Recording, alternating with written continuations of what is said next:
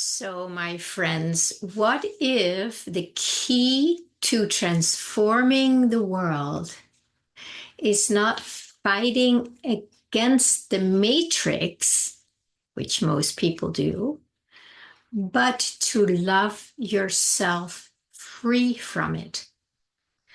I'm quite excited about this title today because, in a way, it feels like everything I've been talking about lately is just condensed into this one sentence. How does that work? First of all, how do we not fight against the matrix if that's what we've always done?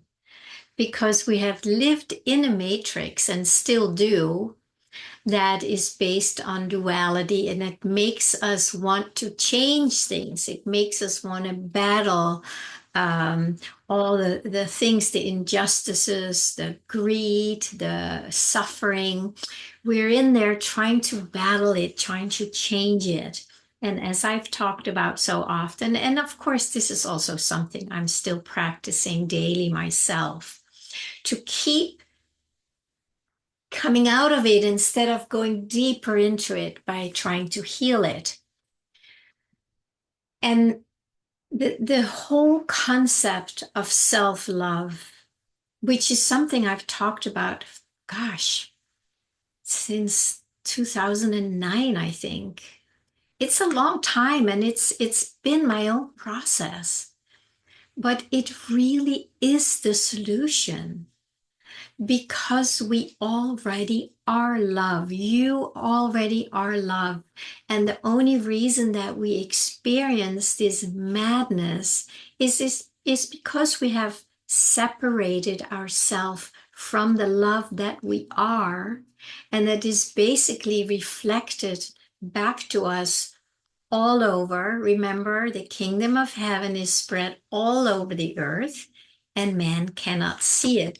And I will be happy to repeat that forever on as long as I need it. Because the reason we can't see it is because we're stuck in the matrix. And what we do in the matrix, which I talked about a few weeks ago, I think the title was something like, "You're not born into sin, you're born into the matrix." Okay, that's where we are finding ourselves. We are finding ourselves in this false light, this false matrix, where we believe basically that there's something wrong with us, that we're not good enough, and that we're not lovable.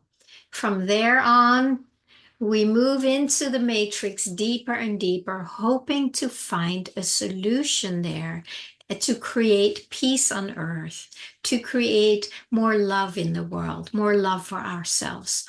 All the while that this trying to create this new reality is seen through that dualistic, limiting, unkind, unloving lens called the matrix. So every time we are moving into the world to try and create change, we are doing it through this lens. So all we see is this lens that we want to battle and change and make smooth out, make more loving. And it isn't going to work. It cannot work. You cannot change duality into oneness. You cannot, how shall I say that? Joel Goldsmith said you cannot pin Christhood onto humanity. It's like water and oil. You cannot stuff God into something that is not God. It's a different vibration. So we have to find another way. And what if it is as easy as loving ourselves out of the matrix? Simply, and I say simply, it's not simple, but once you get it, it is simple, but it's getting to that point of getting it that's the hard work. But simply by stopping this absolute madness, seeing through this lens of unkindness, unlove, not good enough, battling, war, division, other, seeing ourselves as other or seeing the world as other. And when we pull back and really start connecting with the love that we are, and that can be very hard. It has been my journey for many, many years. And I just feel like there's a softening, there's a deepening, there's an expansion in this experiencing myself as love, as opposed to not love or not loved or not lovable. Because that's the layer that holds us contracted and keeps us identified with the matrix, which is basically just this layer that says we're not worthy or we're separate from God. There's so many words we can put on this layer or this veil or this false matrix, this false veil that we're all living in, that's surrounding everything, surrounding every part of us. So it's taking the time to really say no to that. And I have a number of videos that said, don't touch it. Don't touch the matrix through this lens of unworthiness and not good enough and unlovable. It's a huge practice, and it is possible. And I can help you with that because that has been my own journey, and it's getting more and more solid in it. And as I get more solid in it, the clarity just expands. There's so much more clarity and understanding, and really seeing how this is a huge, huge part of the solution. So you are the solution. I am the solution. The moment we stop engaging and feeding that matrix and instead start connecting with who we are in a very loving and kind and safe way. So as we do that, there's all these layers that we do have to meet and melt through. That is the unlove. That is the matrix. You can't just skip it. There might be some people who are able to skip it without doing it as a bypass, where you just slip into who you are and it stays. When I had that happening to me many, many years ago, it didn't stay. It stayed for several months. And then, that thing surrounding me got so much more real and dense and threatening that it almost knocks me off my feet. I was in a very, very deep state of fear and terror and hell realm. It was awful. But that was my beginning to move through that. I do think that things have softened a lot since that happened in my life, which was back in 89. I don't think it's going to be as intense because many people have softened their identification with the matrix. And in that, the matrix energy, the seeming power of the matrix is getting less. And that's why we have more access now to this love that we are. So we have to have an intention first that we want to stop engaging and instead start engaging with the love that we are and learn about it and let the love show us and heal us and melt away the layers. If we don't have an intention like that, we will stay floundering in the matrix. Somehow unconsciously, we have an intention to try and change the matrix or, make it right and wrong and up and down, whatever we do.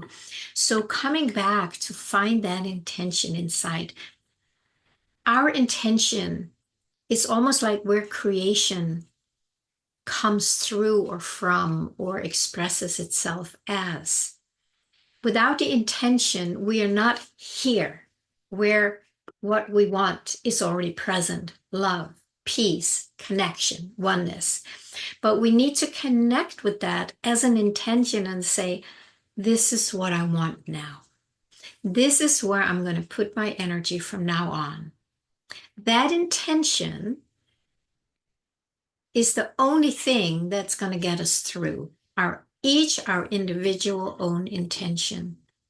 And when we stay with that, we will keep um, moving up against these layers that have prevented us from staying with the intention to know who we are as love, to connect back to our divine heritage, our divine oneness.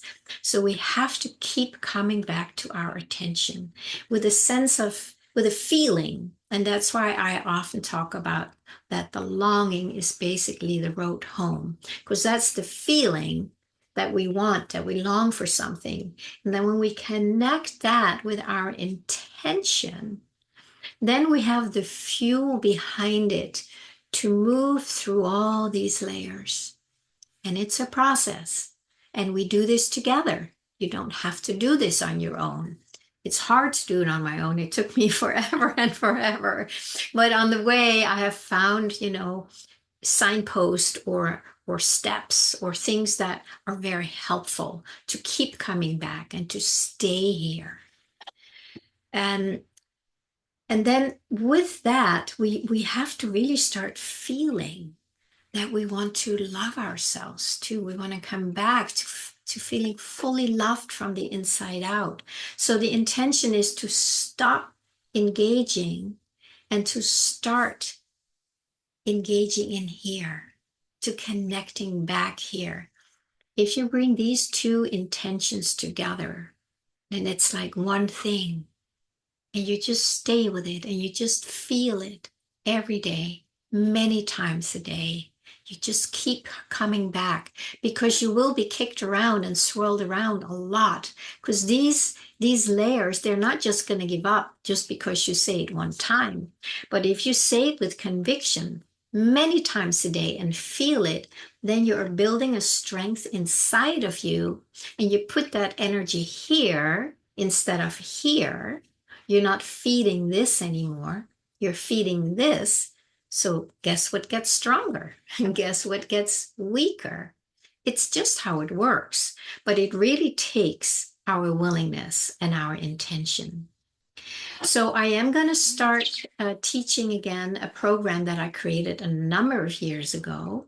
It's called Say Yes to Yourself Without Guilt or Doubt. When I created that many years ago, it's a great program, if I may say so myself. It just feels like it has expanded the potential and the power of this program feels so much bigger to me now. Like when that came through, I was like, wow, really powerful. But now I see it even more. So that comes back to not trying to fight the matrix to try and change it, but instead learning to love ourselves out of the matrix. It's a much, much more gentle, loving, fun process. And we do this together. It's just like that.